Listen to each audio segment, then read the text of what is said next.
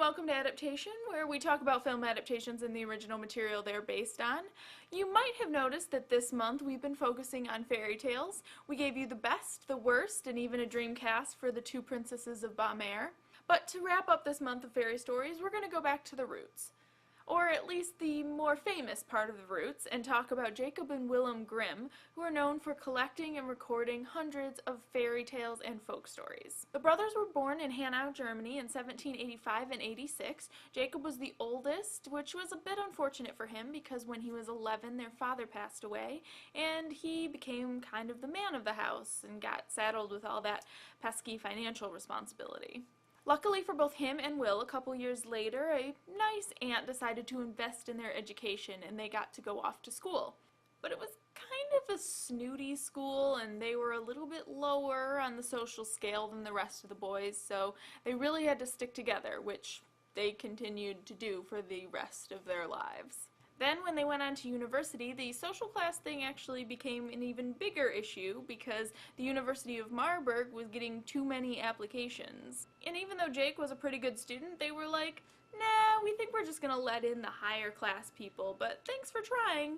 So Mrs. Grimm wrote what I can only assume was a very stern letter asking for them to make an exception for her boy, and they did. Jake went away to school, and a year later Will followed him. And thank God they did, because this is pretty much where it all started. They met one of those like super cool professors that gave him access to his library, which was a pretty big deal, and he kind of stressed the importance of German history. So the brothers began collecting their tales from books, yes, but also from housewives and servants, and they even asked their buddy the magistrate to maybe ask some criminals if they had any to add, but he was slightly reluctant to do that. Still, they chugged on and focused on writing down the stories exactly as they were told so that they would really be representative of the common German people without any flourishy language. At the time, things were getting pretty French up in Germany because, you know, Napoleon, so preserving German histories was kind of high on the priority list, which is key in understanding why these stories are so dark.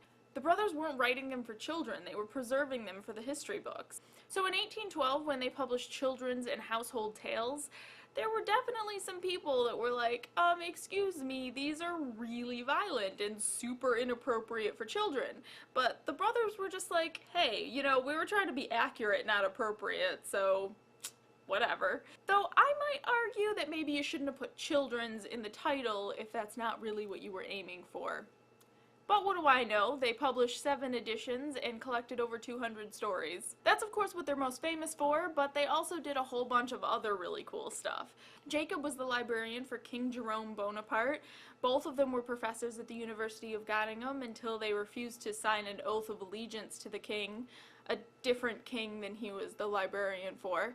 Jacob published books on German mythology and the history of the German language, and they both worked on a comprehensive German dictionary. And in addition to their German fairy tales, they also published collections of Irish and Danish tales, as well as one on Norse mythology. And that's just the short list. But if you haven't already read the Grimm version of your favorite fairy tale, you definitely should. I'm going to put 2 links in the info section. One to Carnegie Mellon University, who has all 209 tales online, and the other to the University of Pittsburgh, which doesn't have all of them, but it has the English and the German versions, which I think is pretty cool. But I don't read German, but I'm sure it would be cool for you if you do. Like I mentioned, these are some pretty dark tales, and a lot of them are really different from how we think of them today. Like if you recently saw Into the Woods, you might have been surprised that the stepsisters get randomly blinded by birds, but that's how it happens in the Grimm fairy tale Cinderella. The queen in Snow White is forced to put on hot iron shoes and dance until she dies, and in Rumpelstiltskin, when the queen guesses his name, he's so mad he literally rips himself in half, because that's totally possible. My point is that these are not really the versions that we commonly tell, yet we still refer to them as Grimm fairy tales. And those aren't even the original versions. There are earlier versions from a host of other countries, from India to France to Greece. So why do we continue to credit the brothers Grimm?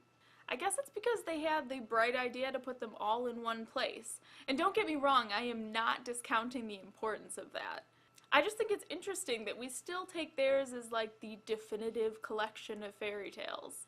Let me know in the comments if you have any thoughts on that, and of course be sure to tell us what your favorite fairy tale is, Grimm or not. All of our social media links are in the info section, as well as a link to our podcast on iTunes, where we have covered a really large amount of fairy tale adaptations in the past. Until next time, stay away from houses made of candy, birds of all kinds really, and old women that are probably witches.